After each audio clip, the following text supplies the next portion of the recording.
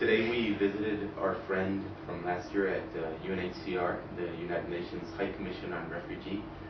We visited Ann, and again, same as last year, she's full of energy. You need to remember that you are very privileged, that you can go out there and meet the refugees and talk with them. Because it's not a lot that have that privilege. I know that you are doing an exceptional job just by coming here. You know, it takes a lot of planning and a lot of logistics. With regard to the last time you were here, you know, we can talk a little bit about what the changes, developments have been on the ground. One of the main things is that since November, where the number of internally displaced persons in southeastern Chad were around 50,000, it has now tripled, even beyond tripled actually. So now we have 173,000 internally displaced Chadians in southeastern Chad. This is actually in this area. So it's southeast of Abidjan, so where we of course also have refugees.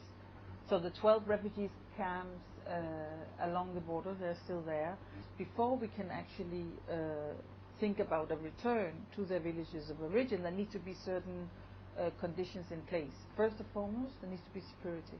These people, they have fled because there was insecurity. The same thing of in Darfur. You know, who would say now that the Darfurian refugees should go home? Of course not, because there's no safe environment for them to return to Darfur. So it's the same thing with the internally displaced Chadians. You know, we can't ask them and encourage them to go back to their villages of origin before there is actually a minimum level of security. And now it seems that the ones that are more targeted is the humanitarian staff. It's not that they are targeted because they are working for humanitarian agencies, but it's because they have cars, they have radios, they have assets. We have had quite a number of cars hijacked. We have had in Abidjan, which is the biggest town in eastern Chad, where there's a lot of humanitarian staff living, quite a number of incidents of armed persons entering guest houses in the night, shooting. You have guards killed. You have to talk with as many people as possible, you know, about, you know, how the situation is and what happened and what, you know, what to take care of, because you're moving into an area that's difficult and that's dangerous, you know. It's so you need to have and it's dangerous because you can't predict. It's not the Wild West or the Wild East, but it's the problem is that you can't predict. You can't predict when things will happen. I don't get the chance to go out there that often and sit with the refugees and talk with them and listen to them, you know. And that's very sad. I mean, I do, and every time I have that possibility, I go. So I mean, just, you know, listen to them. What do they want for their future? What do they see? Here you are in a situation where the people there are in exile. They are fleeing. They have fled. We don't know when will they go back. You know, how are we going to sustain the lives of these thousands of people, to give them the minimum, to give them hope for the future, so that once they can go back to their country, that they can, you know, have skills that could be able to be used in the rebuilding of their own country. I was really impressed by her. She's worked all over the world with different refugees all over the world, and she's a very committed person. And wow. And you, Ann, how long have you been here? I've been here 1 year. 1 year. Yeah. 1 year and 1 month and 3 weeks. Gave some suggestions about how people around the world can become involved in. I mean, just the fact of thinking about it, you know, and getting to know about it, getting to learn about it is an achievement. You know, I don't think that we can start to say, okay, everybody, and I don't want everybody to come to Chad, because we can't accommodate that. But you know, in the world today, there are so many ways of gaining and finding knowledge. You know, in the internet, you know, you have the, you know, UNHCR's website, www.unhcr.org. You have, you know, many websites, your own website, where you can get information and learn about how the situation is. You know, there are foreign refugees in the U.S., You know, how is that engagement going? Of course, funding is a major issue also, and we are trying, our best to get things done and get money for it. But that's of course always, appreciated. It's also a question of each individual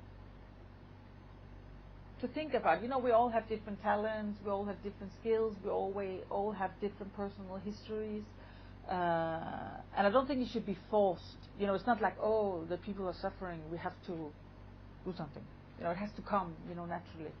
Of course, we're very much into advocacy and really changing the situation from the people that have the power to do it, which are leaders. In the United States, there are so many groups and organizations, and some of them are amazing at how simple they make it. Even like the Genocide Intervention Network, they have a 1-800 number. It's 1-800-GENOCIDE. You call there and you get a basic talking points about what is happening, and then you get directly connected to your leader. And around the world, it might not be that simple in some places, but it's as simple as calling your president, your leader. Everybody, for every country, there is a UN ambassador. So contact your UN ambassador and just tell them that you care about Darfur and you want them to do more. And in many countries, the level of awareness is not nearly as high as that in the US. And the level of activism is not nearly as high. And so people who have access to these countries in terms of language or culture or personal connections can, maybe one of the things that suits them is appropriate, is to think about how to bring awareness to their home countries. So sometimes we hear of people responding to the videos that we take, saying that the life of the refugees looks not too bad in the camps. So how would you respond to that? But I think that I would say, if they think that, that's very, it's appreciation that maybe we have achieved something. But I think also, why should refugees not live not too bad, honestly? What is this? What is this that just because you're a refugee, you're not allowed to be happy? You're not allowed to smile? You're not allowed to water? What is this? You want to have sad faces the whole time? What is happening in Darfur it's something that the whole world needs to be involved in. And there's many other places around the world that need attention. Darfur is one of them. But still, the UNHCR manages all of those agencies, so it's extra work. Extra agencies is actually extra work for them. So that was a very good meeting. Yeah, very good. Suffering in any part of the world needs to be addressed.